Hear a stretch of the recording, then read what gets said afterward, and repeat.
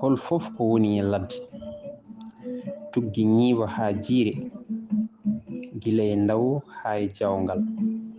walla ceewngu haa ceewngel jawle ko diwata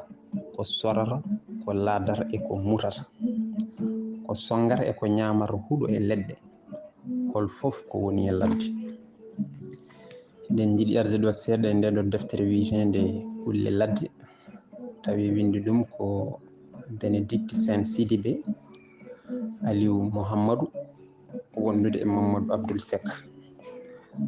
noon bandiraɓe tedduɓe musidɓe sehilaɓe Dingiral Jamma Belaa mayen ngar joni waddude mon nden ɗon yewtere noon jaam hiire mon bandiraɓe en ɗownimo musidɗo men jallis yo Allah yurmomo yafomo kanko e dendagal maaɓe julɓe ko min woni mbarodi ladde min wawi ladde nde fof somi wubbi ɓerɗe fof dillat mbiɗa heewi inde won e nokkuji fulɓe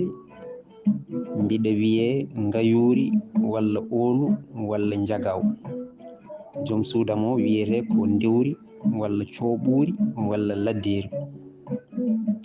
sukaɓam ɓene ko ɓoosaji ko min woni ñiiwa kala ko woni e ladde min ɓuri hewde doole kulle fof min ɓuri juutde ñiiƴe min ɓuri juutde junngo mi raddata ngam mi ñamata tew nguurmi ko huɗo e leɗɗe mbiɗa wiye kadi mawba tenowa min ngabu minne mbiɗa heewi doole mbiɗa raɓɓiɗi koyɗe mbiɗa mawni hoore ɓurmi wonde ko nder ndiyam ngam mi suusa nangi mi yaltata so wona jamma mutum tumel ko jaadiɗam wonto mbiyetemi kadi puccu maayo ko min woni nooro walla mbarodi maayo kala ko woni e ndiyam ko min wawi ɗum ñiiƴam e kunugalam ina kulɓini mi jibinta mi ɓoccinat somi samulini mbiɗa wiye piyori won fulɓe wiyoɓe mi ŋata walla gila ŋeeru ko min woni buubu ñaawel kullon fof min ɓuri bonde mbaadi kono ko kawrumi fof selan laawol mbiɗa raɓɓiɗi koyɗe mbiɗa raɓɓiɗi laaci mbiɗa jogii allandu mawndu e dow hinere ƴongu e dow daande mi welani gite belmi ko balngol won e haaloɓe pular wiyoɓe mi killi foori min wiyete eda mbiɗa heewi doole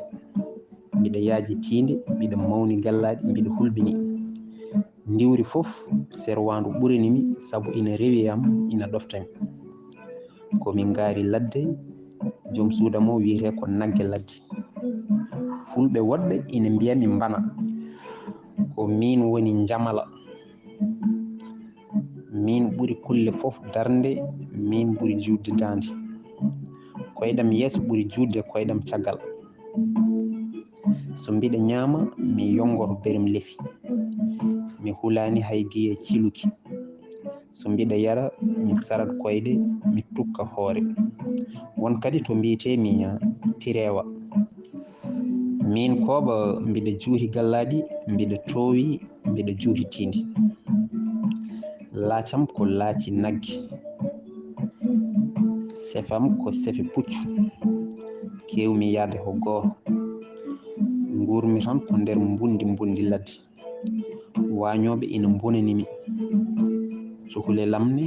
ko mbonare ko min woni lella min ɓuri kullon fof yodde mi dogat mi diwat mi sorata ɓote lamne ko noon suhaaɓe fulɓe funnangue ina jimami ina mbiya lelel ko dogata na mi dogan mi ijji tan bidi yaadu fondu min fowru komi ñamowo jiiba kono kadi mbiɗa songa mbiɗa ŋuuña mbiɗa jala mi yahata gooto mbiɗa heewi haalede e tindi kala ko boni fawre koye dow hooram yimɓe ina jawi kam kono eɓe kulimi ɓe jiiɗa sowrude indam eɓe mbiyami bonnoru walla buuru walla jaru demba walla deppuru. Ko min cewngu mbiɗa wawi dogde, so mbiɗa songa mi raddat, so mi wari mi ngabbina dow lekki, mi yiɗa jiiba, mbiɗa heewi yaade goto, mi hewani dille. Won fulɓe andirɓe mi buutori walla paaɗawu walla siiwo. Min cewngel jawle komi ullundu ladde, mbiɗa seeɓi gite, hewmi yaltude ko jamma, gurmi ko ndiwri, mbiɗa radda gertode ha e nder wuro. Fulɓe funnangue mbi kam sa siiri walla paatu cingoli. Min woni yendu, ñallatmi ko ɗanade, mbalanmi ko yiilade baɗe, gurmi ko mooƴu e ñuuƴi, noppam ina nandi e noppi mbabba, hinaram ina nandi e hinere ndabba, laacam ina juuri, cegenejam ina ceeɓi,